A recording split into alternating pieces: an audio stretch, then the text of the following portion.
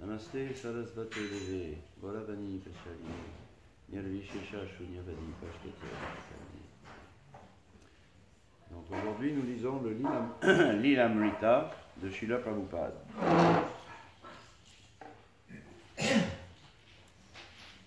Nous sommes en 1966, au mois d'octobre.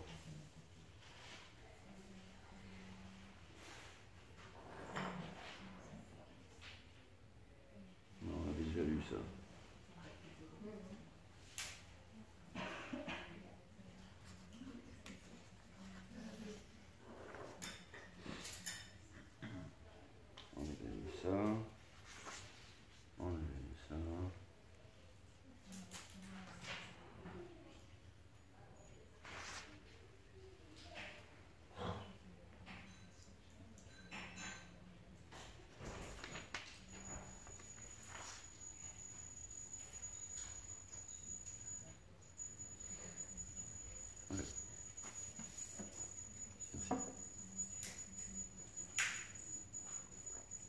Donc nous lisons le récit des débuts du mouvement Hare Krishna.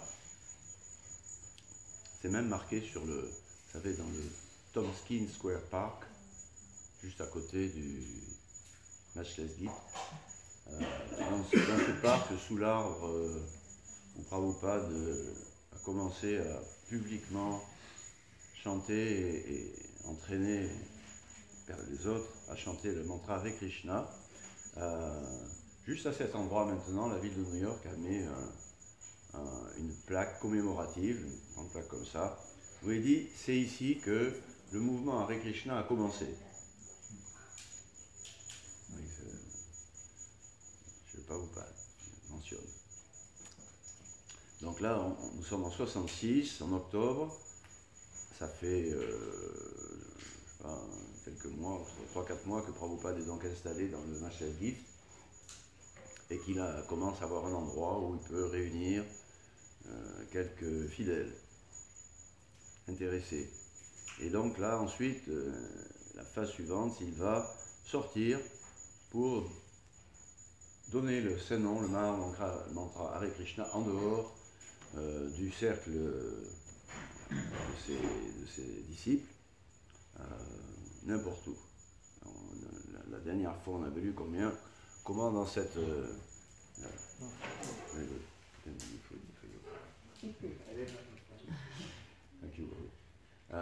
comment l'environnement, c'était assez éclectique, des portoricains, des ukrainiens, des hippies, des clochards, etc. Enfin, on a l'impression qu'il n'y avait aucune personne, entre guillemets, à peu près normale, comme ça. C'était tous des gens qui étaient pas en équilibre dans la vie. C'est l'âge de Caïn. Pas beaucoup d'équilibre dans la vie et dans les relations. Donc, Prabhupada est là. Et là, on commence à lire. Prabhupada, il était frappant de voir Prabhupada.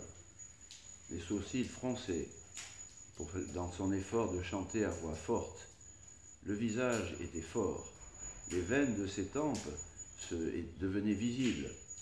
Et sa mâchoire se projetait vers l'avant lorsqu'il chantait Hare Krishna, Hare Krishna, pour que tout le monde puisse entendre. Bien que sa nature, sa présence était agréable, le chant, lui, était intense, parfois même tendu, et tout ce que cela évoquait en lui, c'était une concentration. Il ne s'agissait pas d'une retraite de yoga faite par quelqu'un ou d'un sitting, d'une manifestation de paix silencieuse, mais c'était le pur chant de Srila Prabhupada lui-même. Oui, merci. C'était une nouvelle vague, quelque chose dans lequel tout le monde pouvait prendre part dedans. Et la communauté éclectique de cet endroit-là semblait accepter cela. Cela devient si populaire que, c'est un signe qui ne trompe pas, ça devint si populaire que le vendeur de glace se rapprocha pour mieux vendre.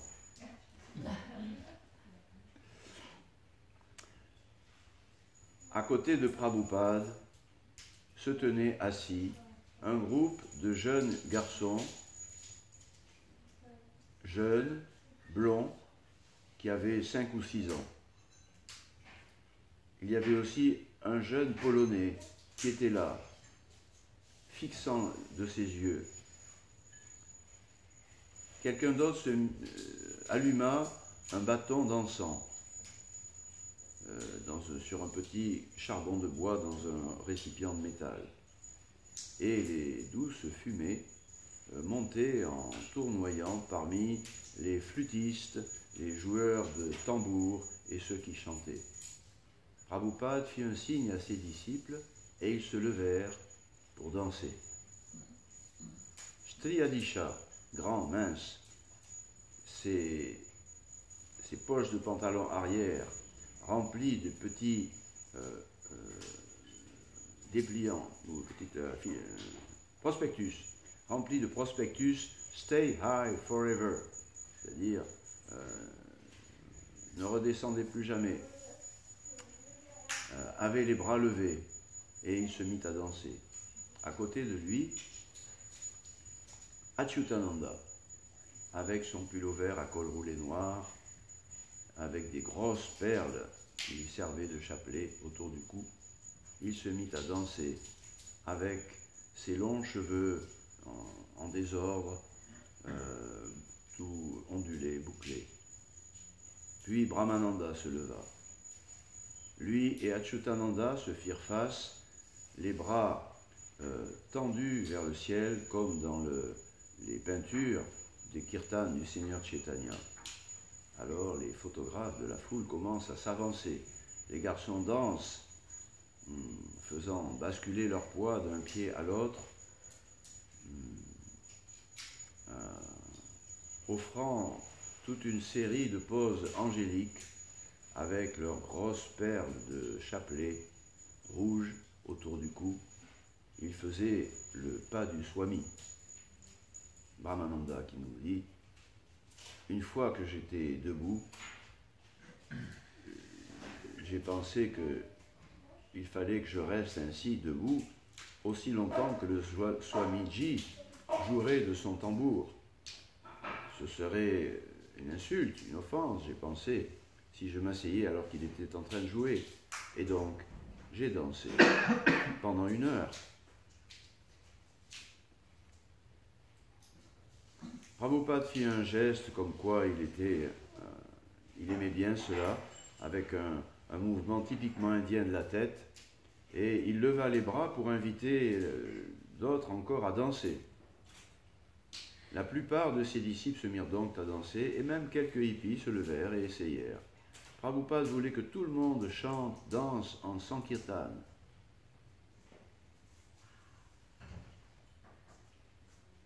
Tous ceux qui dansaient donc se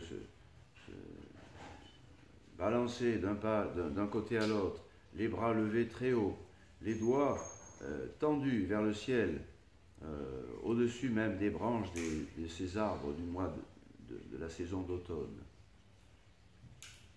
Dans la foule, certains chanteurs semblaient vraiment prendre plaisir à des extases privées, individuelles.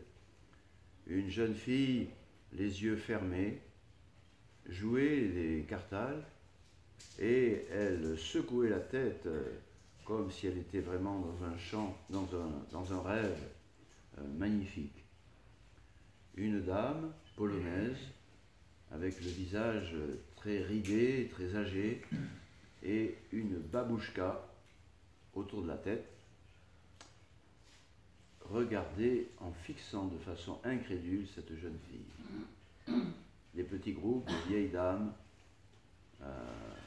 avec leur voile sur la tête, certaines avec des lunettes de soleil étaient là, dans la foule. Elles parlaient avec animation, en montrant du doigt ce qu'il y avait d'intéressant à voir dans le kirtan. Kirtananda était le seul à porter un dhoti. On aurait dit une version jeune de Prabhupada. La lumière du soleil de cet après-midi d'automne diminua doucement sur le groupe et non, cette lumière se porta plus précisément au contraire sur ce groupe. Voilà.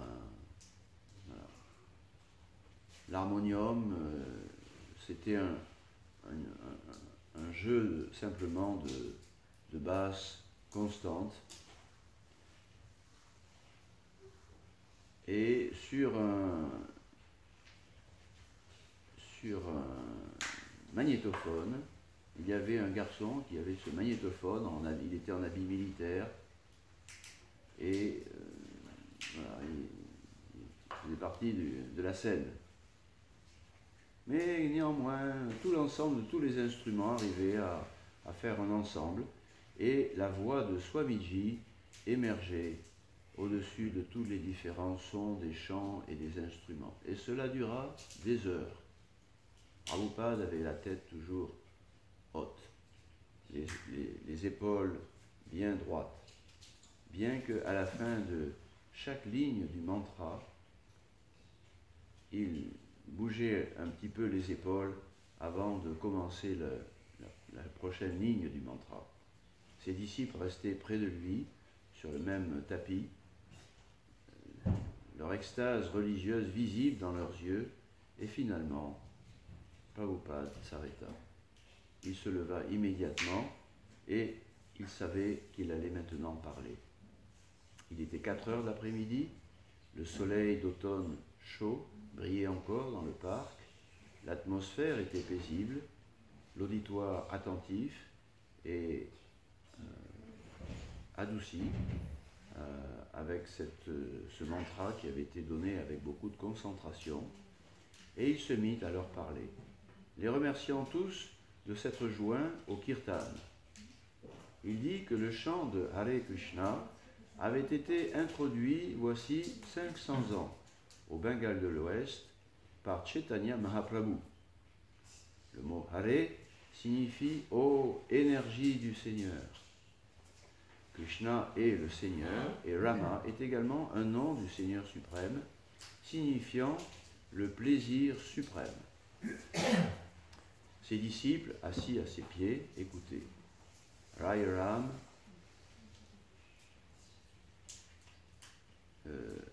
mettait la main devant ses yeux, les doigts écartés, pour pouvoir voir le soleil, le Swami, malgré le soleil dans les yeux. Et la tête de Kirtananda était penchée d'un côté comme un oiseau qui écoute une voix venant du sol.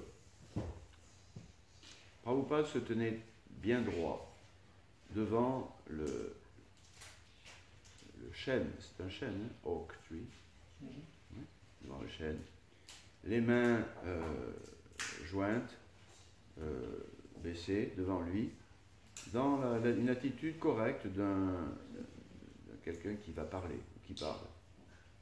Ses habits safran l'habillaient d'une façon élégante. L'arbre derrière lui semblait parfaitement placé là. Et le soleil, donc, faisait toute une ombre autour. Cela créait un ensemble. Derrière lui, il y avait quelques bosquets. À sa droite, une dame d'âge mûr, moyen, habillée d'une façon qui vraisemblablement était démodée depuis plus de 30 ans aux États-Unis. À sa gauche, il y avait une jeune fille hippie, très sûre d'elle, dans des pantalons bien moulants, et à côté d'elle, un jeune noir, avec un habit noir aussi, les bras croisés sur la poitrine. Puis il y avait un jeune papa qui tenait son enfant, et ensuite un jeune sadhu des rues à la longue barbe, les cheveux longs, et ainsi de suite. Deux hommes, deux travailleurs ordinaires, et leurs jeunes compagnes. Nombreux dans la foule étaient ceux qui se tenaient là, se rapprochant, mais qui étaient un peu distraits, regardant à droite à gauche. Bien. Vous avez des questions, des commentaires? On écoute hein, ce récit, on prend part à cette scène à laquelle nous sommes tous liés. C'est le début du mouvement Hare Krishna, relancé après Chaitanya Mahaprabhu par Srila Prabhupada, ou on va dire, parce qu'il avait été déjà relancé par Bhaktivinoda Thakur en particulier, Srila Bhaktisiddhanta, mais là il est relancé à une dimension internationale par Srila Prabhupada. Question, non? Prabhupada expliqua qu'il y avait 3 niveaux, le niveau sensuel, le niveau mental et le niveau intellectuel. Et au-dessus de ces 3 niveaux-là se trouvait le niveau spirituel. Le chant de Hare Krishna se trouve au niveau spirituel. Et c'est la meilleure façon, la meilleure méthode pour raviver notre conscience éternelle une conscience qui est pleine de félicité. Il invita tout le public à assister aux réunions au 26 de la 2e avenue et conclut son bref discours en disant « Merci beaucoup, s'il vous plaît, chantez avec nous ». Puis il s'assit, reprit son petit tambour et recommença le kirtan. C'était très risqué pour un vieil homme de 71 ans de s'activer ainsi sur un tambour et de chanter très fort. Mais il prenait ce risque pour Krishna. C'était trop bien pour s'arrêter. Il était venu de loin, de Vrindavan.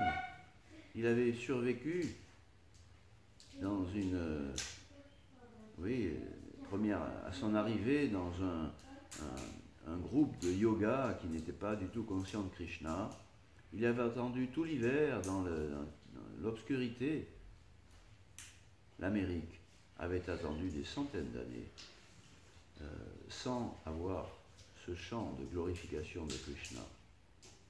Aucun Hare Krishna n'était venu des appréciations spirituelles orientales de Thoreau et Emerson, ces célèbres à l'époque écrivains du Nouvel Âge.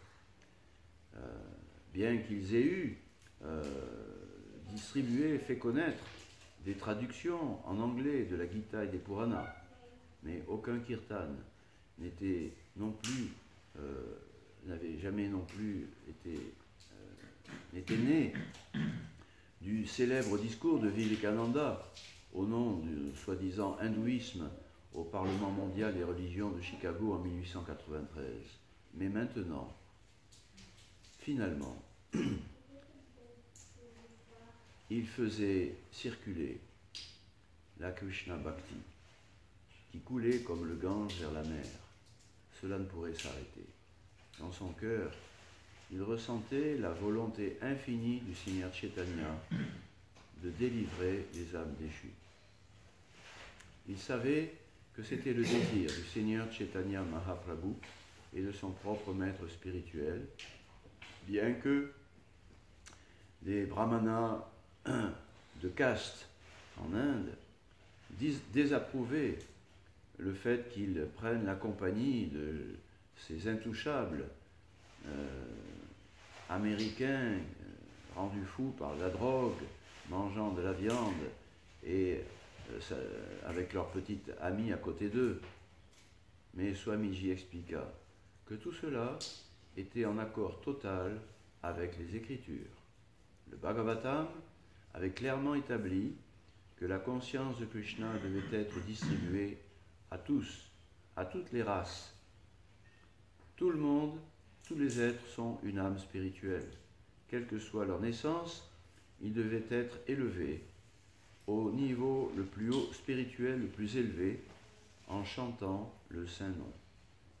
Peu importe les activités pécheresses qu'ils accomplissaient, ces gens-là étaient des candidats parfaits pour la conscience de Krishna. Le Tompkins Square Park, c'était le plan de Krishna.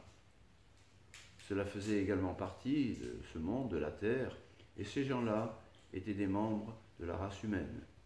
Et le chant du mantra Hare Krishna était le dharma de cet âge.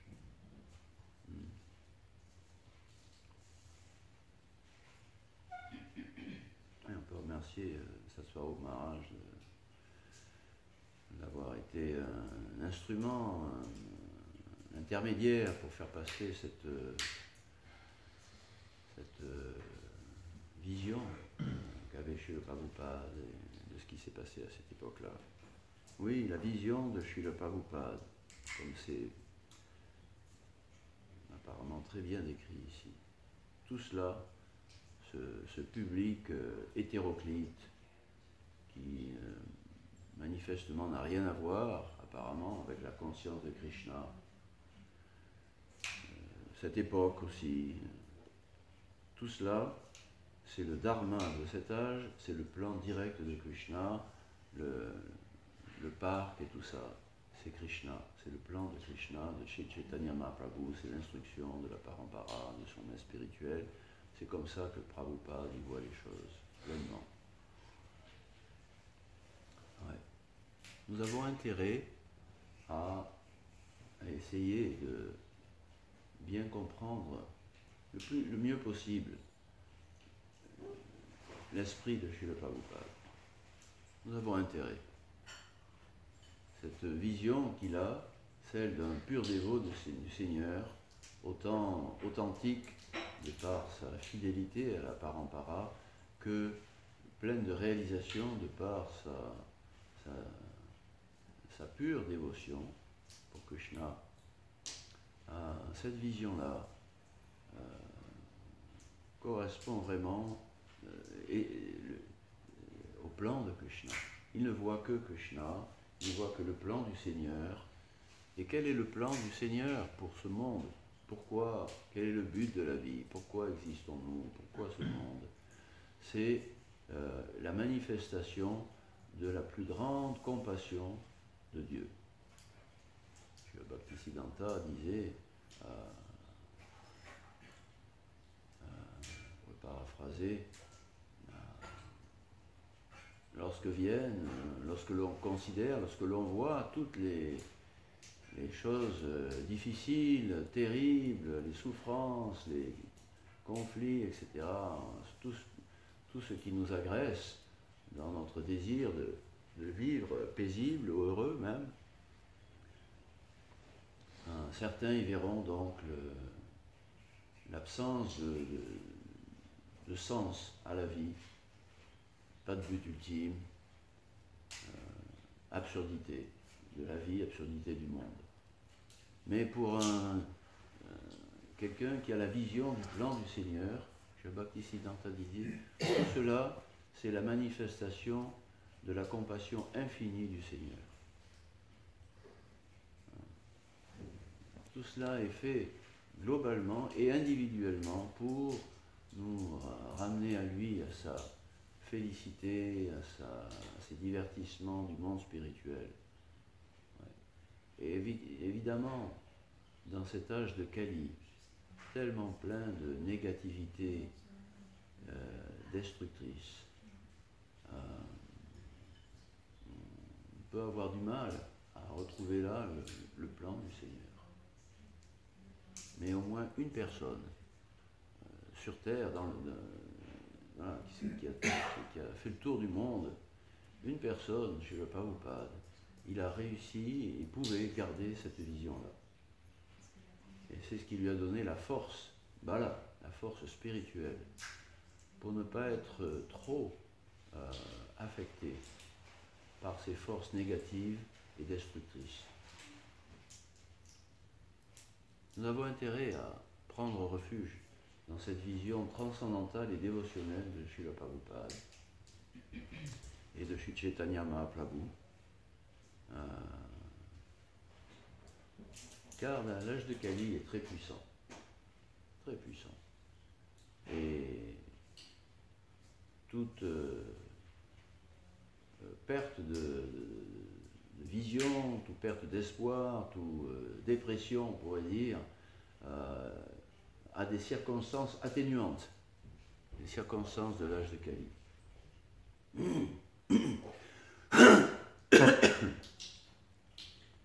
Mais nous ne voulons pas perdre la beauté de la conscience de Krishna, la beauté spirituelle et la beauté de ce plan de compassion, de réussite, Palam Vijayate Shri Krishna Sankirtana. Nous ne voulons pas perdre cela. Du fait des agressions négatives de l'âge de Kali, inéluctable, c'est inéluctable. Et pour cela, nous devons vraiment,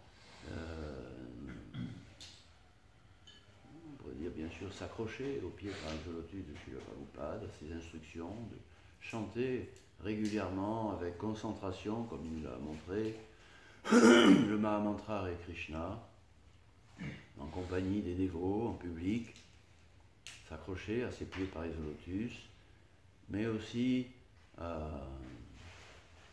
avec s'accrocher, c'est un petit peu dur, mais aussi développer ou garder un petit peu de cette douceur également, liée à cette beauté de Krishna, Shyamasundar, la flûte de Krishna, la plume de Pan, le collier de fleurs de forêt, la pose de Krishna, le regard doux, le sourire, etc., tel que nous le décrit les shastras, les acharyas, les purs dévots, qui arrivent jusqu'à nous, qui touchent le plus profond de notre cœur, de notre âme. Bien sûr, cette douceur-là, et aussi la douceur de la compagnie de ceux qui luttent contre cette négativité destructrice et qui, envers et contre tous, se réfèrent au cœur de Srila Prabhupada, au cœur de Chaitanya Mahaprabhu, Nityananda Prabhu. Et c'est seulement juste grâce à cette énergie de beauté, de compassion, allez, que l'on peut avoir la force, bala, pour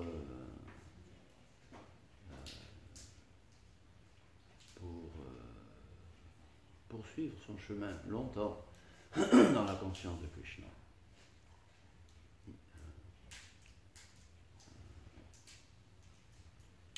Et Jai Srila Prabhupada qui Jai. Oui. Le Lilamrita, c'est Prabhupada qui a raconté ses mémoires, c'est une collection de dévots qui ont été présents. Comment est-ce que Satsvarup Maharaj il a compilé cette information?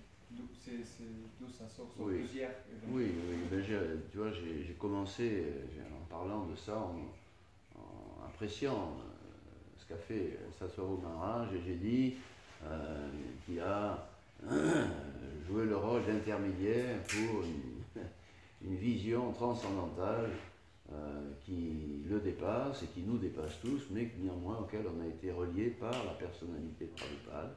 Donc il y a cet aspect-là, comment il a été compilé, bien, par cette inspiration spirituelle qu'il a eue et que nous avions tous et que nous avons tous encore, parce qu'on est relié à Prabhupada, par notre fidélité. Donc il y a une inspiration qui est là, c'est sûr, mais de façon plus concrète. D'une part, c'était par Prabhupada lui-même, avant qu'il ne quitte notre compagnie. Il a raconté les épisodes de sa vie, avant même le Tompkins Square Park. Il s'est confié sur quand il était tout petit, sur sa famille, quand il a grandi, etc., quand il était étudiant, au moment de Gandhi, et tout ça, quand il rencontre son maître spirituel, et quand il a sa vie de famille, son travail, pharmacien, de représentant en pharmacie, et comment l'instruction de son maître spirituel. Il a raconté tout ça. Non seulement il l'a raconté, pas peut-être en grand détail toujours, mais il l'a raconté surtout avec sa perception de ce qu'était sa vie, cette vie de préparation. Et ensuite, il y a le témoignage, lorsqu'il arrive, puisqu'il est arrivé sur place, il y a le témoignage de ses disciples, qui a été enregistré, recueilli, etc. Et qui est transmis maintenant, aussi bien dans le texte qui est écrit, que par les témoignages par moment. Il y a un tel qui dit ceci, un tel qui dit cela, il y a des citations aussi. C'était compilé après le départ de Oui, ça a été fait après Srila Prabhupada, je ne sais pas, quelques années après, dans les années 80, en gros. Ouais, je pense, peut-être qu'il c'est marqué au début quand est-ce que le livre est sorti. Alors là, j'ai une date copyright 1980, 1982, 2002. Donc 1980, la première édition du Lilamrita. 3 ans après la disparition de Srila Prabhupada. Pour quelle raison tu aimes savoir, tu poses cette question? J'ai essayé de comprendre, par exemple, Satsvarup Goswami, il a eu le darshan avec Prabhupada, où il posait des questions avec déjà cette intention, cette intention est venue pendant la vie de Prabhupada après son départ, que ça a commencé. Je sais pas. Je sais que Harisori Prabhu, lui, pendant les 2 ou 3 ans qu'il était en compagnie directe de Prabhupada, son serviteur, il prenait tous les jours des notes. Vraisemblablement, c'était pour les transmettre. C'est pour lui, je pense. Et donc il avait l'idée déjà de faire ce témoignage pour plus tard. D'autres, beaucoup je pense aussi, mais pas tous, ne s'étaient jamais pensé la question, on n'avait jamais l'idée que Prabhupada ne serait pas là un jour, parce que Prabhupada c'était une histoire hors du temps. C'est pas qu'on pensait, non, il sera toujours là, passé, présent, et futur. Non, c'est que il nous transporte dans une autre dimension dans laquelle il n'y a pas de passé, il n'y a pas de futur, il y a juste on est là et c'est tout, avec Prabhupada. Donc pour beaucoup de dévots, c'était ça. Il n'y avait pas de passé. Prabhupada n'avait pas de passé, il était juste là et il n'y aurait jamais de futur, une autre phase. Non, c'est juste comme ça. On était transporté dans un présent éternel, transcendantal, dans une autre dimension, une énergie qui nous mettait au-dessus de ce monde-là, et le mouvement Hare Krishna, c'était autre chose, quoi. Et Prabhupada, c'était le héros, c'était le monteur, et je pense qu'il y a un certain nombre de dévots qui pensaient comme ça. Peut-être, et vraisemblablement, ceux qui étaient plus proches de lui, ils avaient accès à un aspect peut-être plus personnel, plus physique, j'ai envie de dire, du fait aussi de ce que Prabhupada leur disait, etc. Et lorsque le Lilamrita est sorti, c'était, enfin moi je sais pour moi, c'était comme une surprise, une redescente tout d'un coup. Ah bon, Prabhupada avait eu un passé. et maintenant il fallait qu'on construise le futur. C'était, waouh, il fallait rejoindre les plateformes où on était là. Stay high forever. Et il fallait en même temps rester sur cette plateforme spirituelle pour toujours. On ne voulait surtout pas perdre ça. Et en même temps, il fallait se connecter avec la réalité où avant, on était, on va dire, je vais dire, un peu irresponsable. Prabhupada, c'était tout. C'est lui qui faisait tout, c'est lui qui dirigeait tout, c'est lui qui corrigeait tout. Nous, on était là juste pour... voilà, on faisait ce qui... On était avec lui, quoi, c'est tout, sous lui. Et tout d'un coup, Prabhupada n'est plus là. Et on s'aperçoit qu'il a construit ce mouvement avant, une vie de préparation. Non seulement une vie de préparation, mais des siècles de préparation par les acharyas, par Chaitanya Mahaprabhu et Krishna. Et que maintenant, il y avait une mission. Il n'avait pas fait ça juste pour un culte de la personnalité individuelle, Prabhupada qui arrive, et puis après, ça se finit. Non, ça fait partie d'un grand plan, le plan de Krishna, pour l'âge de Kali. Le dharma du Kali Yuga, c'est le chant public partout de Hare Krishna. Et maintenant, notre pur dévot, tombé du ciel, notre guide, notre héros, notre père, et notre gourou individuel, il est parti. Bien sûr, Chakshudan, il est jamais Prabhu Sei, vie après vie, éternellement, etc. Mais quand même, ça c'est sur la plateforme transcendantale, celle où nous sommes, on y est, mais c'est vraiment, ça tient un fil, un miracle extraordinaire, un fil extraordinaire, beau et très puissant, mais quand même, on n'y est pas encore vraiment en train de courir dans les champs, à se rouler par terre avec Krishna. Donc, oui, il faut maintenant grandir. On est des enfants, des adolescents, et il faut grandir. Notre père a dû partir ailleurs. Lila Amrita, c'est un nectar éternel, ce divertissement de Prabhupada. Ce n'est pas un divertissement temporaire, matériel. Ah, c'était une personnalité intéressante, quelqu'un d'original, quelqu'un de très puissant. Non, ça c'est matériel. Après, ça diminue et puis ça s'étiole. Non, ça fait partie des divertissements de Krishna. Lila. Notre lila n'est pas éternel. Aucun. Mais les lilas de Krishna, dans lesquels il implique ses dévots, comme Prabhupada, c'est des lilas éternels. On le sait. C'est comme les Écritures nous donnent l'image du soleil qui brille de façon constante dans notre monde, malgré son apparition et sa disparition. À chaque instant, le soleil brille pleinement quelque part. À chaque instant, le soleil se lève, avec sa beauté du lever de soleil, son coucher de soleil. À chaque instant, constamment. C'est nous qui sommes dans une dimension de passé, présent, futur. Ce n'est pas le soleil, c'est Krishna qui est la réalité éternelle. Et nous, nous sommes couverts par les gunas qui entraînent la marche du temps matériel. Donc Prabhupada, c'est le Lilamrita. C'est ça qui est important de garder.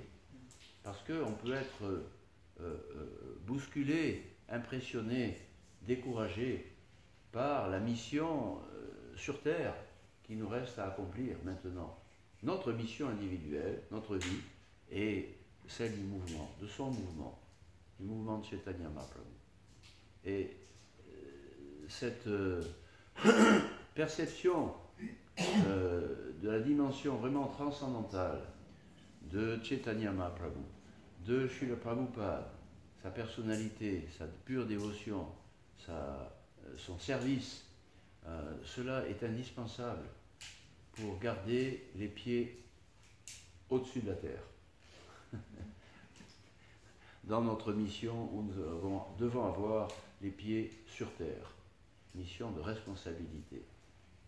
Dans l'âge de Kali, avec toute cette négativité destructrice qui nous entoure, qui parfois s'infiltre même parmi nous, et qu'il est très difficile de dépasser, mais avec ce lien avec Prabhupada, oui, ça c'est possible, oui. Oui, je voulais dire, quand les dévots ont appris que Srila Prabhupada est parti quitter tout ce monde, ils ont été comme foudroyés pas mal. Ils pensaient que ça ne serait pas possible. Quelque chose comme ils sont dans une bulle et ils ne voient pas comment le temps tourne, et il y en a beaucoup qui étaient très, très déstabilisés par le fait que Prabhupada est parti. En fait, on voit comment Prabhupada a laissé un héritage, et en fait, les dévots se sont retrouvés avec le fait qu'il fallait propager ça aux autres. Et nous aussi, en fait, au fil de la vie qui passe, on ne réalise pas comment, à notre échelle, les disciples de Prabhupada vont partir, et ça va être à nous de transmettre aux autres l'héritage qu'on a reçu. C'est pourquoi en fait il faut penser qu'en fait ce trésor de la bhakti, on le reçoit, mais pour le transmettre. Nous on en profite, mais le but c'est faire profiter les autres. Et souvent on n'a pas cette mentalité qu'en fait on a reçu plus qu'un diamant, et qu'en fait on devrait le transmettre plus beau que ce qu'on a reçu. Et en fait, cette mentalité, elle se traduit aussi bien dans le jardin que dans la distribution des livres, que la décoration des muktis.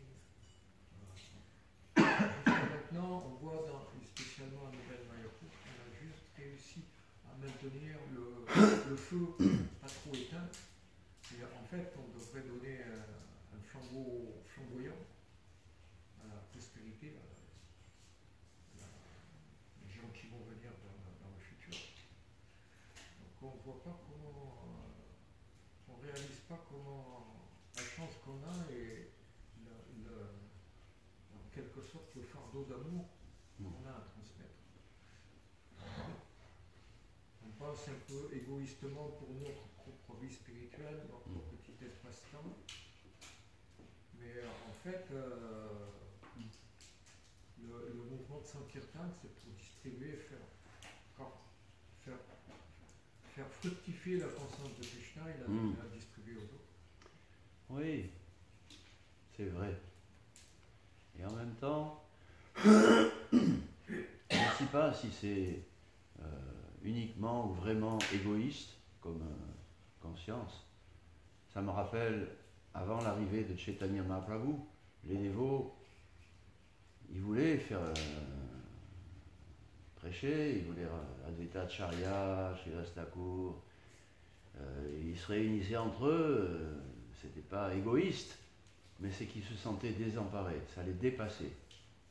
La pression de l'âge de Kali, la négativité agressive des personnes qui les entouraient, des soi-disant religieux, et puis que ce soit les religieux hindous, Smarta Brahman, ou les religieux musulmans, etc. Wow, ils étaient obligés naturellement de se humblement de dire ouf, on reste ensemble, on chante Hare Krishna, on lit la Bhagavad Gita, le livre de Krishna, et on n'arrive pas à faire plus. S'il te plaît, Seigneur, s'il te plaît. Kabe, quand est-ce que tu feras? Alors c'est aussi certainement un point qu'il faut entendre ce que tu dis, faire attention à ne pas se replier sur soi-même avec une petite touche d'égocentrisme, parce que c'est pas égoïste d'essayer de survivre tout seul quand le bateau coule, ou quand on sent que je suis pas capable de tenir comme ça. Prabhupada disait bien, qu'est-ce qu'il y a de plus important au distributeur de livres? C'est c'est de vous-même d'abord être conscient de Krishna. Donc c'est un égoïsme spirituel qui peut avoir des circonstances atténuantes. On ne peut pas se sentir coupable trop d'avoir cette réaction. Mais en même temps, oui, dans des circonstances, on pourrait dire des années, comme à Nouvelle-Mayapur et dans d'autres endroits du mouvement, où on se sent comme des vagues, l'une après l'autre, poum, paf, pif, boum, bam, on en prend plein la figure, vague après vague. Et on continue à chanter, à danser, à festoyer et à parler avec espoir. Un peu comme ces dévots avant l'arrivée de Chaitanya Mahaprabhu qui ne voulaient pas ne plus y croire. Et cette capacité-là, oui, ça vient de Prabhupada, ça vient de Balaram, ça vient de Srimati Radharani, ça vient de Krishna, ça vient des dévots qui veulent bien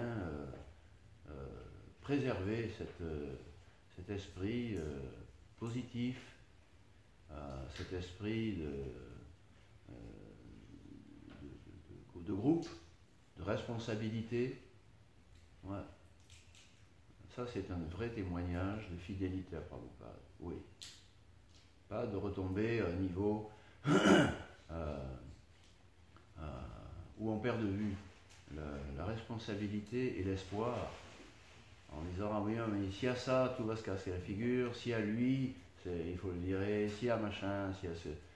Non, ça c'est des choses qui sont importantes, mais qui sont dépendantes de cette fidélité à Prabhupada et à cette vision que, oui, le mouvement Hare Krishna, il est fait pour réussir, et nous avons, nous aussi, maintenant, cette responsabilité et cet espoir dans notre cœur que Prabhupada, Krishna, Chaitanya Mahaprabhu, et ils ne vont pas laisser tomber, ils ne vont pas laisser recouvrir par l'âge de Kali, dispute, hypocrisie, négativité, destruction. Non. Et c'est très doux de penser comme ça. C'est très doux. Même au milieu d'une véritable guerre contre l'âge de Kali, qui est à nos portes, qui est même parfois dans nos portes. Même au milieu de cette guerre-là, c'est très doux d'être capable, par la grâce de Srila Prabhupada, de préserver cette énergie de dévotion, énergie de cette mission, de au moins maintenir, en attendant activement que les circonstances permettent de développer. Ouais. Hare Krishna.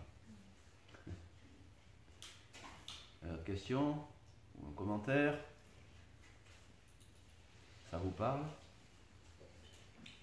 In English? Yeah. You understood my French? Okay. Not so much. But after so many years in this movement and seeing all the ups and downs, how do you think that where do we improve ourselves and where do we have to pay more attention? Okay, 2 levels, individual and movement. Individual, Hare Krishna, Krishna, Krishna, Hare Hare. No, Sarva Shaktis, no, Nam Nama Karibauda Nija Sarva Shaktis. The Lord has put all his energies, in the Maha Mantra. This is the Dharma of this age, special amongst everything in the Hare Krishna movement. The most powerful, the most simple, that each individual has received this gift is Hare Krishna, Hare Krishna. So after, during all these ups and downs, individually, we have to be very faithful to the Hare Krishna mantra. Okay, and as far as keeping the momentum, the faith, the spirit for being part of the movement, I would say after this very positive strength of the Hare Krishna mantra, something negative, be careful not to go against the movement, not to make offenses against the movement. I say the movement. Because it is a blessing of Chaitanya Mahaprabhu, it is a blessing and the work, the baby of Srila Prabhupada. So it's on some or other, we have to keep this faith and link. It is a transcendental devotional movement. So, because we may not, probably not be able, all of us at least, to be enthusiastically part of the pushing of the movement. But we can remain part of it. Prabhupada said, at least maintain. We can be part of it if we don't make, if we don't act against Srila Prabhupada's movement, stability and momentum, if we don't make offenses, yes, then all hopes are there. That's it's a minimum, but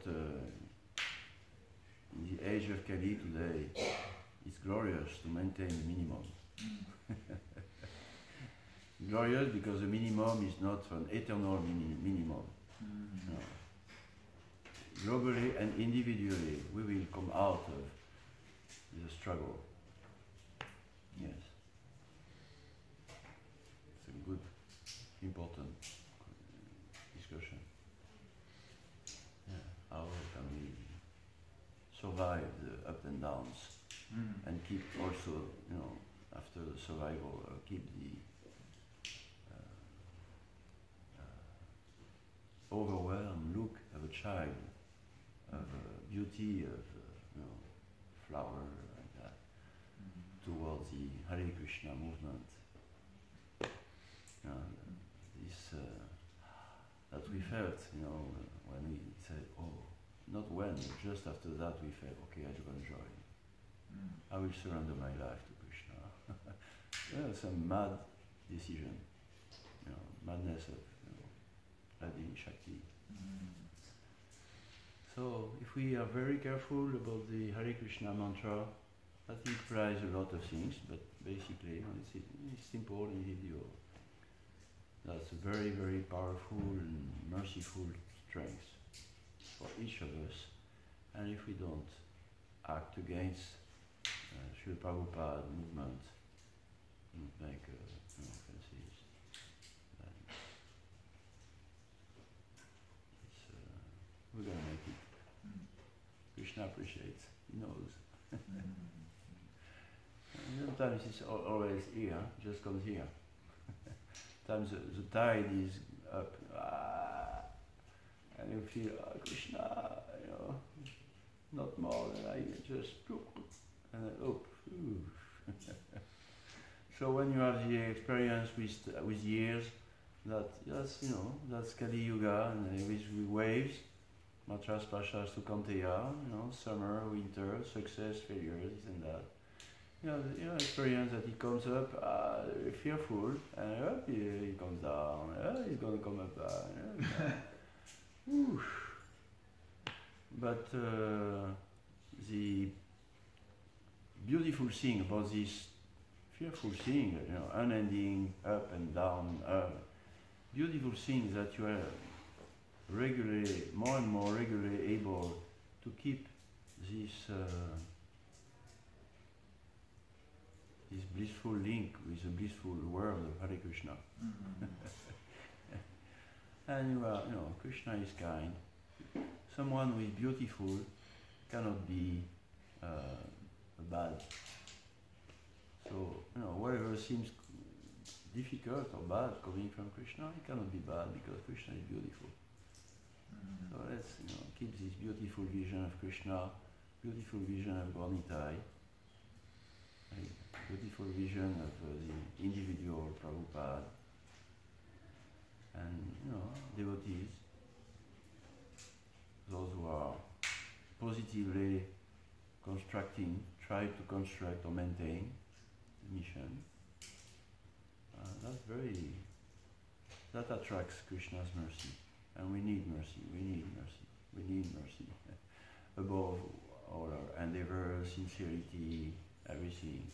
When everything is done and said, we need mercy to swim in the ocean of Kali Yuga.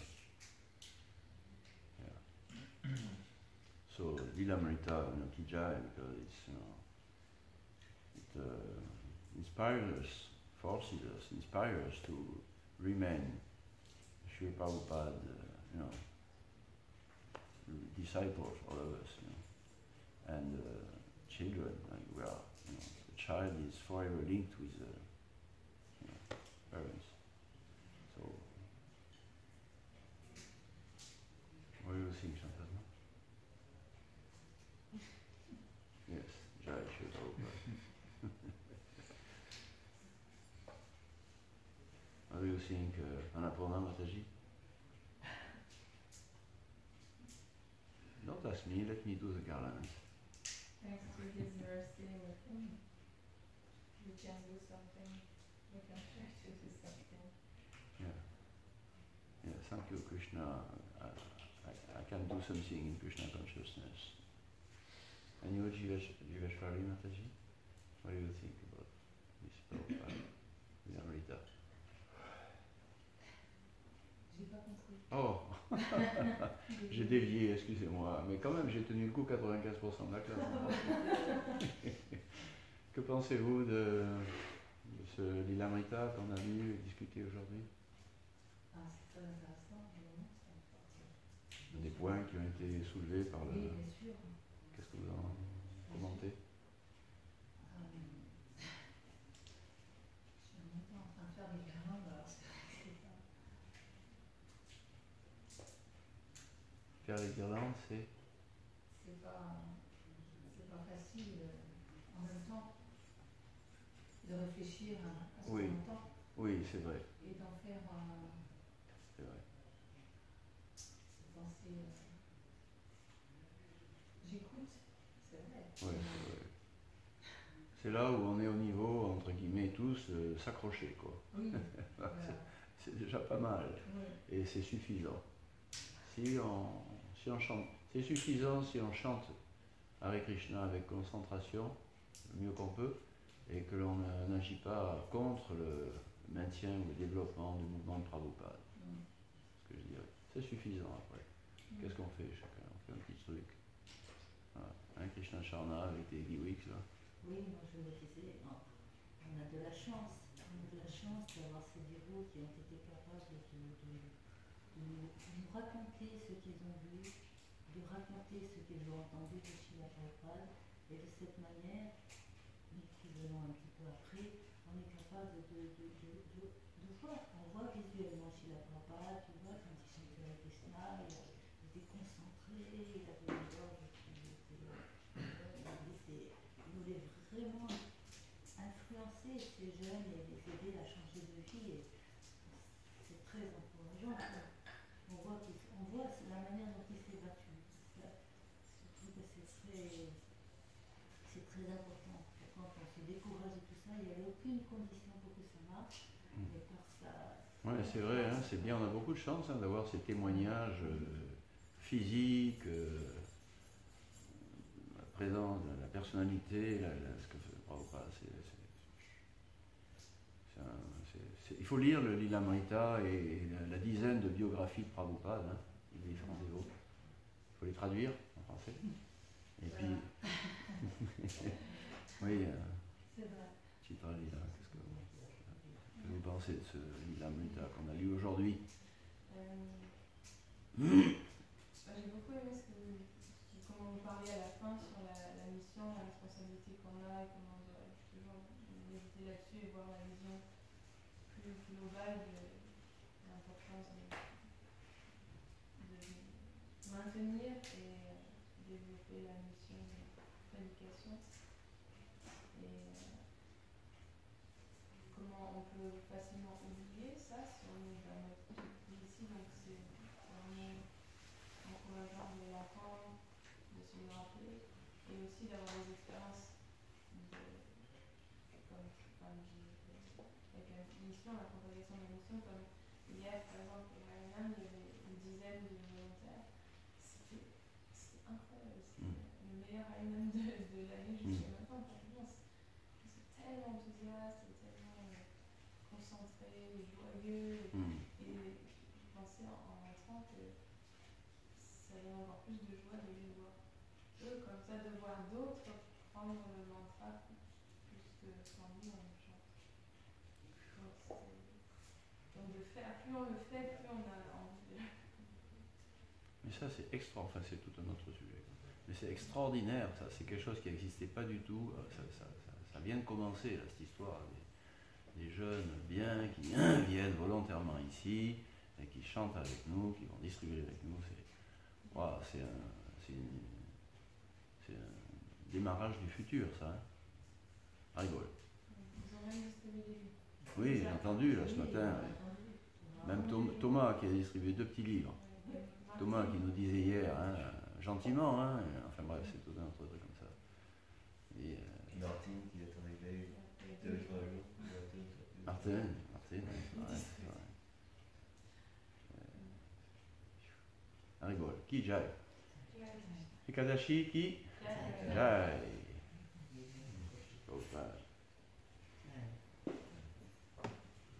Merci beaucoup.